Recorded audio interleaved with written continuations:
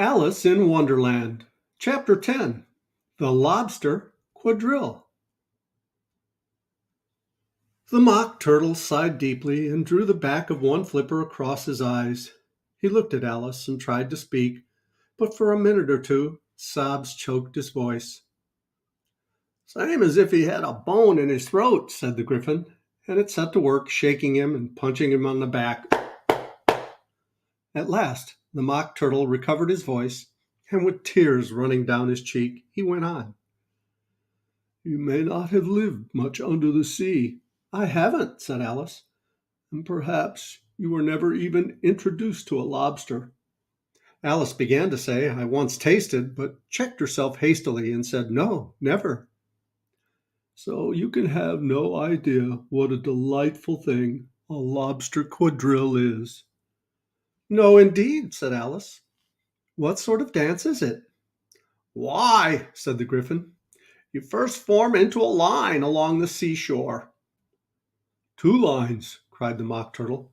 "Seals, turtles, salmon, and so on. Then, when you've cleared all the jellyfish out of the way—" "That generally takes some time," interrupted the Gryphon.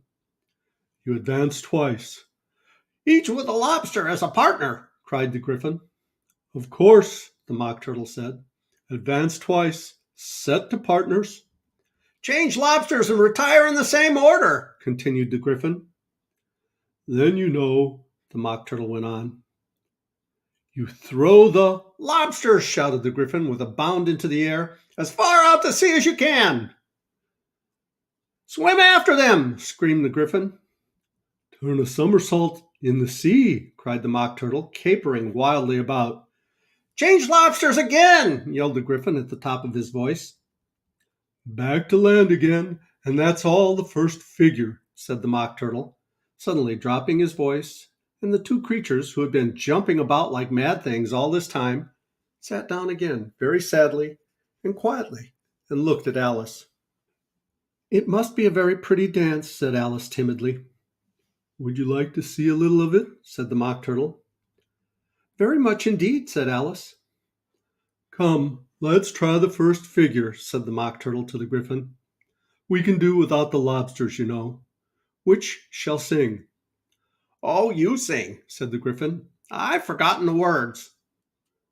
So they began solemnly, dancing round and round Alice, every now and then treading on her toes when they passed too close, and waving their forepaws to mark the time, while the Mock Turtle sang this very slowly and sadly.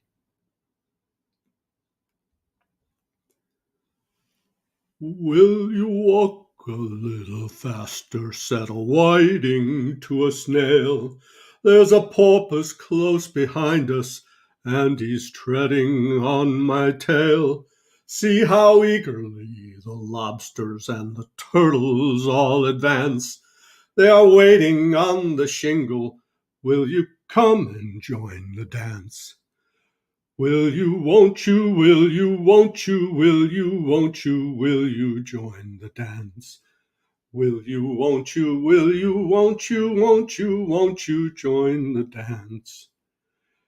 You can really have no notion how delightful it will be when they take us up and throw us with the lobsters out to sea."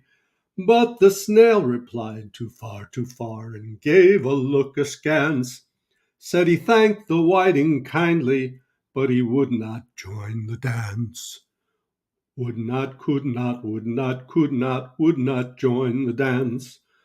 Would not, could not, would not, could not join the dance. "What matters it how far we go?" his scaly friend replied. "There is another shore, you know, upon the other side. The further off from England, the nearer is to France. Then turn not pale, beloved snail, but come and join the dance. Will you, won't you, will you, won't you, will you join the dance? Will you, won't you, will you, won't you join the dance?" "Thank you. That's a very interesting dance to watch," said Alice, feeling very glad that it was over at last. "And I do so like that curious song about the whiting." Oh, as to the whiting, said the Mock Turtle. You've seen them, of course. Yes, said Alice. I've seen them often at Din. She checked herself hastily. I don't know where Din may be, said the Mock Turtle, but if you've seen them so often, of course you know what they're like. I believe so, Alice replied thoughtfully. They have their tails in their mouths, and they're all over crumbs. You're wrong about the crumbs, said the Mock Turtle. Crumbs would all wash off in the sea, but they have their tails in their mouths, and the reason is. Here the Mock Turtle yawned and shut his eyes. Tell her about the reason and all that, he said to the Griffin. The reason is, said the Griffin, that they would go with their lobsters to the dance. So they got thrown out to sea. So they had to fall a long way. So they got their tails fast in their mouths. So they couldn't get them out again. That's all. Thank you, said Alice. It's very interesting. I never knew so much about whiting before. I can tell you more than that, if you like, said the Griffin. Do you know why it's called a whiting? I never thought about it, said Alice. Why? It does the boots and shoes, the Griffin replied very solemnly. Alice was thoroughly puzzled.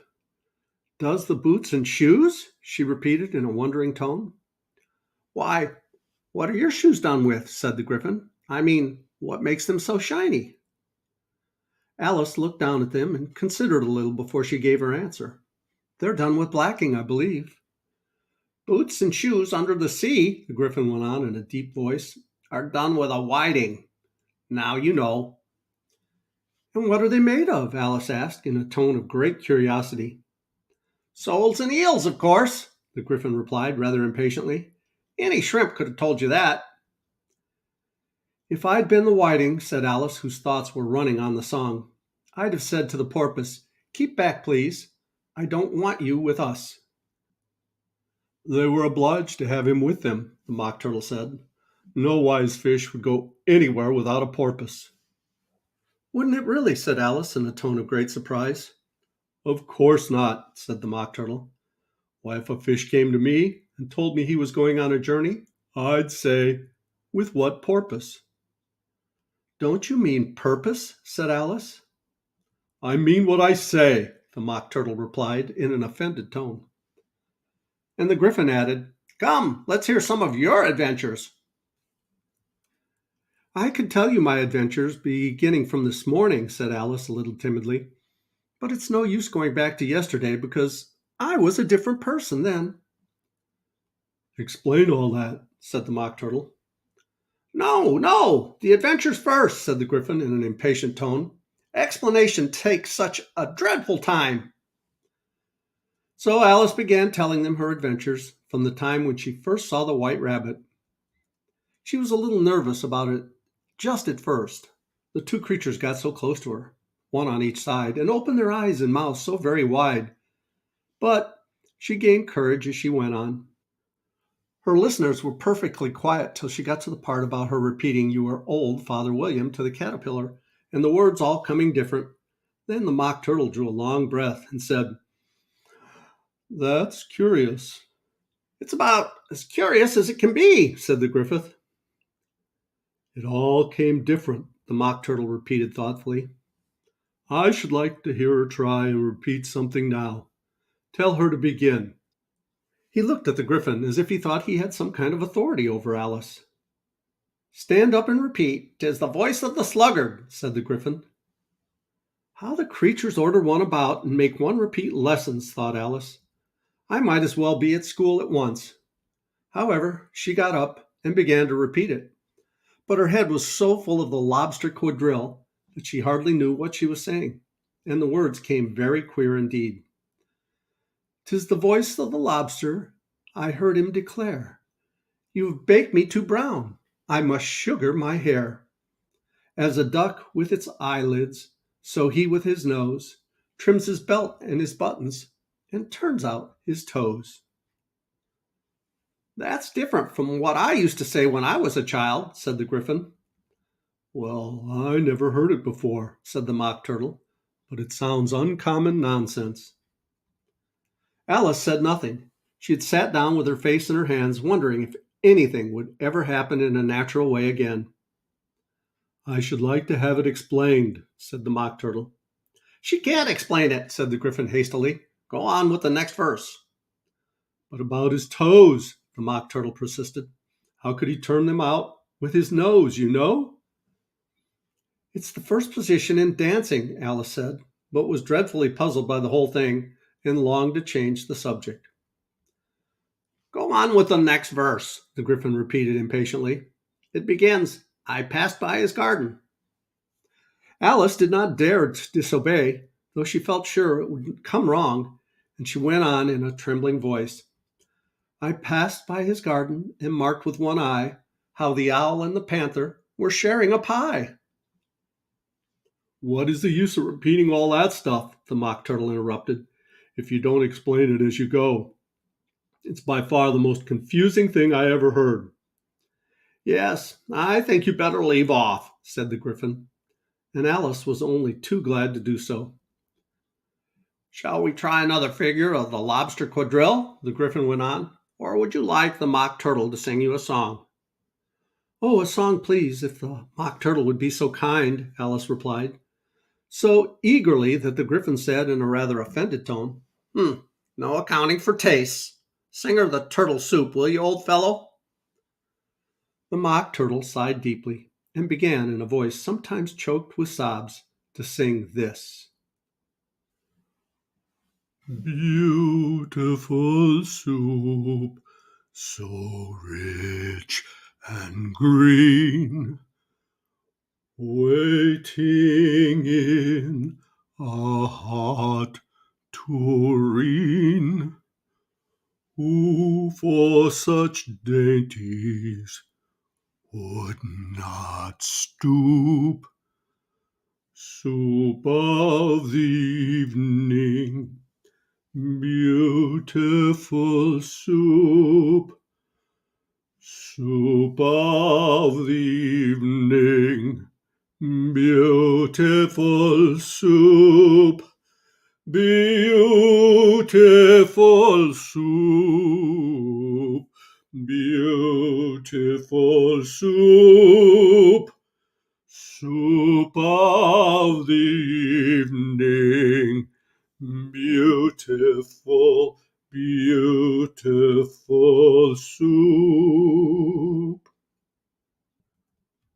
Beautiful soup, who cares for fish, game or any other dish?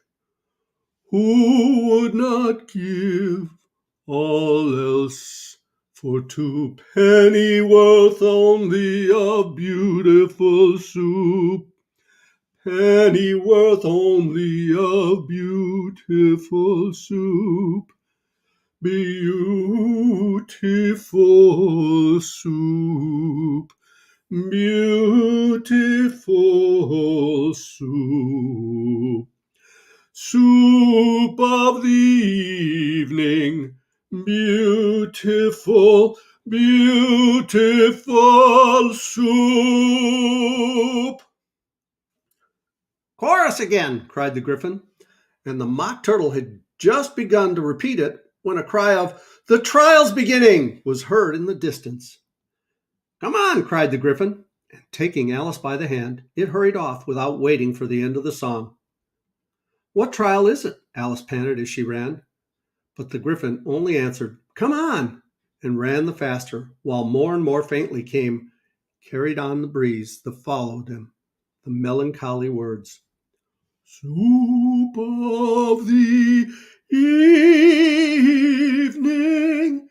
beautiful, beautiful soup.